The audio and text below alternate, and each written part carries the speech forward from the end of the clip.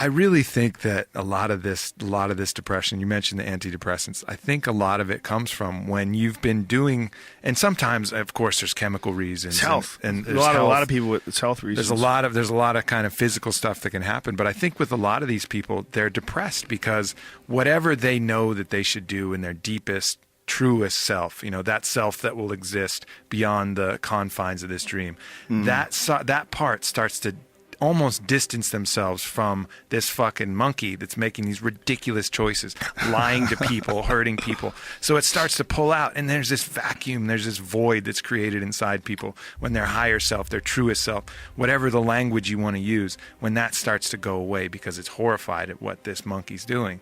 And then so you get this vacuum, and you can't find a way to fill it. You can't find a way to bring it back. So you just shove it with pills. So it severs that communication even farther. So you can't hear that lonely whisper of your highest self saying, please, please come back. Please stop. Please come back. And you just don't even hear it anymore. But then you're even more fucked up and more sad.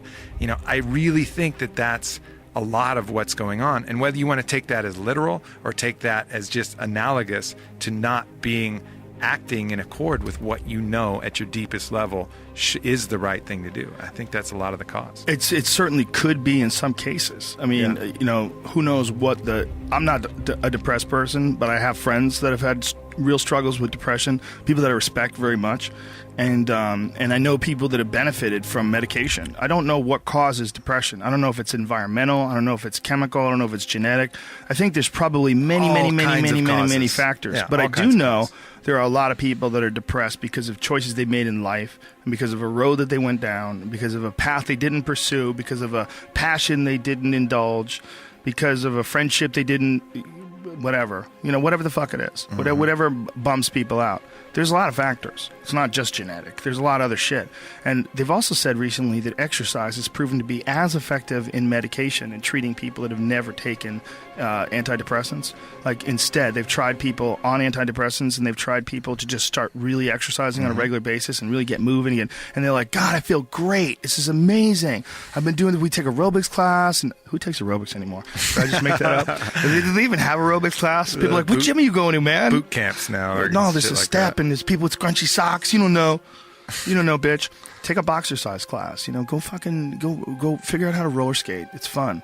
Go rollerblading. Do something. Get your fucking heart pumping. If you don't do that, you're not going to feel as good. Yeah. And if you do that, then if there's still an issue, okay, then maybe you got something going on. Because it could have just been that you haven't fired your fucking engine up. You haven't cleaned your pipes out. You got rust in your pipes. You ever go away on vacation? You come back, you turn your faucet on, you're like, what the fuck that's rust, bitch. You got some rust in your pipes. You weren't using your pipes. Yep. Yeah, no doubt. Or when if you got a savage hangover, and sometimes you let that, what's basically happening is you have a lot of toxins that have accumulated in your body that your liver's trying to process out. You're trying to kind of get back to this normal baseline, right? Well, it's not as dramatic as a hangover, but a lot of people are living their whole lives with a certain degree of food and booze and medication and whatever unhealthy lifestyle hangover that you need. It's not whatever you're going through, I think it's not too late. And I think that's one of the things that a lot of people think. It's like, I'm too fucking far gone. Bullshit. At any given point, there's ample time to do anything that you still want to do. There's time enough for greatness. There's time enough to be the best you that you could be, for sure. Absolutely. And it all, the problem is, and I have been guilty of this myself, 100%. I'm I seem fairly carefree for the most of the time, but I'm incredibly self-critical. Very self-critical. Sure. I keep it together, but I'm very, very hard on myself, on a regular basis. So when I look back, if I look back on anything I've ever done, mistakes I've ever made, paths that something that I put out that I didn't quite think, man, maybe I just waited 3 months before I released that, or maybe I should have, re-edited that blog post a couple more times before I put it online, or those things drive me fucking crazy. The shitty things that I've done have driven me crazy, but yelling at someone I didn't have to yell at them for, whatever. But the most important thing is always for all people to recognize that you're not who you were a year ago. You're not who you were 5 years ago. You're not who you were last week. You're who you are now, and this is the only shit you have control over. So you gotta regulate how much you dwell on regrets of the past. You really gotta be careful, because it's good to have a little. Because my regrets, whether it's things of professional nature or the very few regrets friendship-wise, which is one thing that makes me very happy. But there's life is strange. There's a lot going on. There's a lot of factors happening in life. But for sure, who I am now wouldn't have ever happened if I didn't fuck up. If I didn't make those mistakes, I wouldn't have understand the importance of friendship and kindness. And if I hadn't been cruel at some point in my life, or someone hadn't been cruel to me, I wouldn't understand the beauty of love. I wouldn't understand the full range of it because I hadn't felt the sting. If nobody ever punches you in the face, you don't really appreciate safety. Because a lot of people don't even understand what safety is. You tell, oh, we're safe, but you are so not safe at any moment. And when someone's punched you in the face a bunch of times and you've been in a street fight with some guy you barely knew, you got in an argument with, there's something about regular safety that's sweeter. Yeah. It's more delicious. Yeah. It's more delicious. It's way better to drive your car straight after you almost lost control on a turn. You're like, wah! And then you get back straight, you're like, whoa. For sure. I'm not saying that you should go sideways around corners, but what I am saying is that there's a fucking yin and a yang to this world, man. And you gotta fuel yourself with the fuck ups. And most people get stuck in these patterns because they define themselves as a fuck up, or they define themselves as a person who doesn't follow through on their ideas, or a person who doesn't pursue their real interests and loves.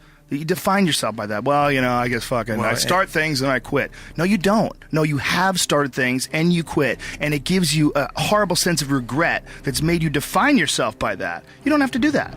You don't have to do that. You gotta forgive. You gotta learn, and you gotta fully forgive yourself. And people, And you know what you gotta do? Here's a big one. The number one. Here's number one. Write it down. Yeah. Write down everything you want to do. And I don't mean crazy shit like, I'm going to be the Prince of Brunei, I'm going to have a base in the moon. Shut up. This is what I want you to do. Write down what you would like to fix about your life. And then just, if you're 30 pounds overweight, you want to lose 30 pounds? Do it the right way. Go start eating vegetables, monitor your calories, write down what you eat, exercise every day, force yourself to do it. Say you're the general. The brain is the general, the troops are the body. The troops don't want to listen, but you go, fuck you, you listen. And you get up and you do it. And then you get to write it down. And if you don't write it down, you don't eat, you don't fuck, you don't jerk off, you don't shower. Write that shit down so you do it. It's like brushing your teeth. It's not something, I don't want to brush my teeth today. What do you want, your teeth to rot out of your head, you fucking dunce? Just do it. Just do it. Make yourself do it. And if you do that, if you write shit down and do that, you can change who the fuck you are. So just focus on that shit. If you spend as much time as you do looking at something to jerk off as like focusing on the problems that you got in your life, focusing on the arguments that you've been in with people and how much of it could have been your fault, how much of it? 30%? Yeah. We eliminate possibilities. We look at things rigidly. We accept the patterns as being logical. And all of that erodes when you take psychedelics. And that's why it's illegal, ladies and gentlemen.